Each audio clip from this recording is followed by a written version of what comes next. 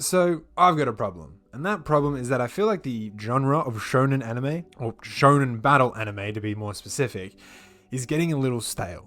It feels like the same stories over and over again, no matter what I'm watching. I can't seem to get that excited when I'm watching any of those anime or reading any of the manga. And it's no secret that the Shonen Jump mangas tend to favor being very formulaic, very derivative, and very much in sync with other anime and manga that have been successful before. Heck, even with the magic systems, they're trying to be so convoluted and complicated with its domain expansions or something like that that you have to watch a YouTube video to try and understand it, but then you watch the YouTube video and you still don't understand it, because then you realize maybe you're just dumb, but then you just give up and you're like, what the heck. But then you find Kagurabachi and you read it and you start to feel that enjoyment that you have when you read manga and you watch anime. You start to love the action sequences that you're reading. You start to enjoy the lore and the world building and the magic system and the characters, and all of a sudden it feels like you're reading manga again for the first time. It feels so refreshing to finally be able to get into a genre of storytelling that you absolutely have loved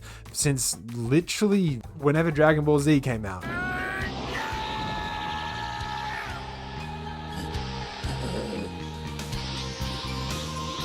Yeah, okay, that speaks my age. But still, so naturally, I've decided to dissect the whole thing and try and understand why Kagurabachi feels like such a refreshing change of storytelling and a genuine attempt to revitalize a genre that feels so stale to me. Okay, so stop me if you've heard this one from your favorite manga. There is a unique power source, something which can give the person the ability to conjure a very powerful item or supernatural element in some way. I know that sounds generic, but hear me out. Maybe it's like an internal source like chi, or maybe it's an external force like devil fruits, let's say. And each power manifests in the individual in some unique way, being a somewhat form of expression of that person's individuality and personality. Like Luffy is this character that can never be knocked back or stopped. No matter what you do to him, no matter what you throw his way, he will always bounce back. It's like he's made of rubber or something. Or maybe you're somebody who is so remotely detached from your village that you have no friends. You're completely isolated from the world around you and you have no one to connect with in any way. It's almost unbearable, isn't it?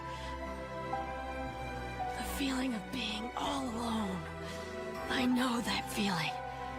I've been there, in that dark and lonely place. So one of the first techniques you ever master when discovering chi is that you're able to make clones and duplicates of yourself, almost like thematically expressing your desire for companionship. And this idea isn't uncommon. Almost every manga in some way has their own unique power source and their own variety of magic that can be harnessed through this one source. Because you can go much further with this idea, like My Hero Academia, which has quirk, Bleach, which has soul energy, Fire Force, which uses fire, Full Metal Alchemist, which uses alchemy, Fairy Tail, which just uses magic, Demon Slayer, which uses breathing styles, Black Clover, which uses the magic books, and believe me, the list goes on. And don't get me wrong, this isn't actually really a complaint, more just an awareness of the trope. And really, truthfully, this is actually a win-win. The reader gets to catch on really quickly and understand that there's only really one core concept that they need to understand in order to justify why there's so much different styles and types of magic or supernatural powers in this particular story. Nice. Whereas the writer can now explore and create as many different types of magic or supernatural powers to their heart's content without really needing to have to rearrange or create a whole new magic system just to justify that one idea. Also, a keen aspect in these stories is that we follow a young protagonist, somebody who wants to harness their abilities and become the greatest at whatever they are, whilst also chasing whatever goal there is that drives the plot throughout the show. Luffy is going to become the Pirate King, and Naruto became the Hokage and the most powerful shinobi in the Hidden Leaf Village. So how does Kagurabachi change this formula? Well, it still utilizes having a unique power source. In this instance, we're calling it spirit energy. And we're also seeing fellow sorcerers using this magic in a unique way that more or less is an expression of their individuality as sorcerers. But our main protagonist isn't trying to master sorcery. Heck, he's not even a sorcerer. He's a swordsman going up against sorcerers. And this finally is where the formula fucking changes. What Kagurabachi does is that it adds a wild card, a second layer to its system by including these magical swords that our main protagonist Chihiro is trying to hunt down and find. And then the story focuses its entire plot surrounding these swords. You see, the swords have their own connection to their spirit energy and have their own unique expression of individuality to an extent. Like, they're not personalities, but they do all have their own magical abilities. Cloud Cougar has the abilities of lightning and ice, and Ten can summon 3 goldfish, and then you have, hold on, I can't pronounce this, Magasumi, which has bug-like powers, and they are some of the most powerful magical items that have ever been made in the creation of this world. It even goes to reference in its backstory that these swords ended a giant war between Japan and another unnamed enemy, probably another country. And what happens when you have incredibly OP weapons that could literally make or break you winning a war against another massive enemy that was almost on the verge of beating you until these weapons were put into play? Everybody wants them, naturally, from the top official governments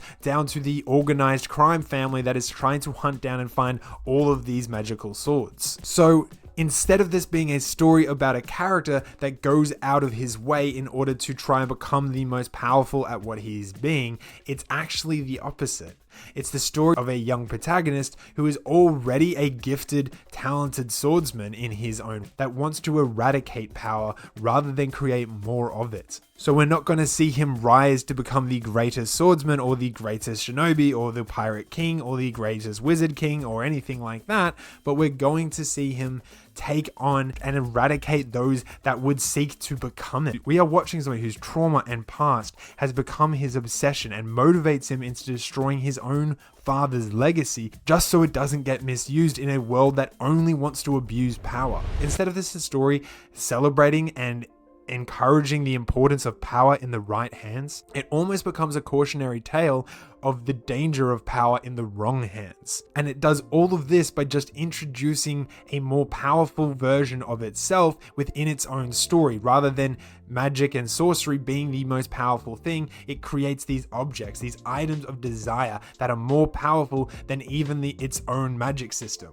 And it's such a slight addition into the system, but it completely changes the entire context of the entire story and then allows the genre to still follow similar tropes. We still have a young protagonist who needs to go up and verse villains who are much more powerful than him, and he still has to become more gifted and a more talented swordsman when he goes up into these encounters and these battles.